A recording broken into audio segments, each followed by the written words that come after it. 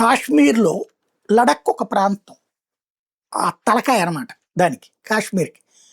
అలాంటిది ఆ మధ్య కాలంలో ఏదైతే ఆర్టికల్ 370 ఇష్యూ వచ్చినప్పుడు లడఖ్ వాసులు ఏమన్నారంటే, మమ్మల్ని కాశ్మీర్‌లో కలపడం వల్ల మా ప్రత్యేకత తెలియట్లేదు. మాది భౌగోళికంగాను ఇంకా స్పెషలు. మేము ముస్లిమ్సు గాదు, ఇటు ఇది గాదు, బౌద్ధులు ఎక్కువుంటారన్నమాట లడఖ్‌లో. అక్కడ ముస్లిమ్స్ కూడా ఉంటారు. మిమ్మల్ని కాశ్మీర్‌లో భాగం చేయడం వల్ల మేము అట్లాంటి పరిస్థితి ఎదుర్కొన్నాం. వాస్తవంగా అది టిబెట్‌తో లింక్ అయ్యి ఉండేటటువంటి స్పాట్ అనమాట అది. అలాంటి దాంతో మాకు సెపరేట్ ఐడెంటిటీ కావాలంటే లడఖ్ అనేదాన్ని ఒక కేంద్ర పాలిత ప్రాంతంగా గుర్తించమని అడిగారు వాళ్ళు. కాశ్మీర్‌లో భాగం కాకుండా మమ్మల్ని విడదీసి అప్పట్లో ఏమనొచ్చింది ప్రచారం, జమ్మూ రాష్ట్రం వేరుగా, కాశ్మీర్ రాష్ట్రంగా వేరుగా చేస్తారని. కాశ్మీర్ నుంచి విడదీసేటప్పుడు జమ్మూనే కాదు మమ్మల్ని విడదీయమండి అని అడిగారు.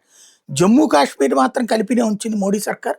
లడఖ్‌ను మాత్రం వేరు చేసింది. లడఖ్ కేంద్ర పాలిత ప్రాంతం కింద మార్చింది. జమ్మూ కాశ్మీర్ కూడా కేంద్ర పాలిత ప్రాంతమే ప్రస్తుతం. అయితే లడఖ్‌లో అది కోరి ఆనాడు ఉద్యమాలు చేశారు.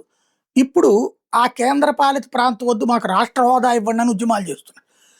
ఆ మధ్యన ఓ ప్రముఖ వ్యక్తి ఎవరైతే ఆనాడు ఉద్యమాలు చేసి మళ్ళీ మొన్న స్టేట్‌హుడ్ కోసం చేస్తే తీసుకెళ్ళి అరెస్ట్ చేసి దేశద్రోహం కేసు కింద జైల్లో పెట్టినటువంటి సందర్భంలో అప్పుడు ఆపి, అంటే వీళ్ళేంటంటే పాకిస్తాన్ ప్రేరేపిత, ఐఎస్ఐ ప్రేరేపిత ఉగ్రవాద మద్దతుదారులు అనమాట. నిజమైన బౌద్ధులు అక్కడ అడగట్లేదు.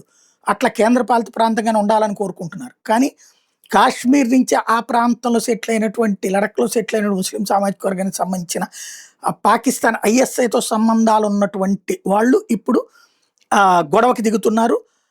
ఏదైతే కేడిఏ ఇప్పుడు ఈ సంస్థ ఏది లడఖ్‌కి స్టేట్‌హుడ్ ఇవ్వాలని, అట్లాగే 6th షెడ్యూల్‌లో నుంచి కాన్స్టిట్యూషనల్ సేఫ్ గార్డ్స్ ఇవ్వాలంటూ, అంటే మళ్ళీ ఇదివరకు స్వతంత్ర ప్రతిపత్తి ఎట్లయితే కాశ్మీర్‌కి ఉందో అట్లా ఇవ్వాలంటూ, గ్రేటర్ పొలిటికల్ అటానమీ కింద ప్రకటించాలంటూ ఉద్యమం ప్రారంభించారు.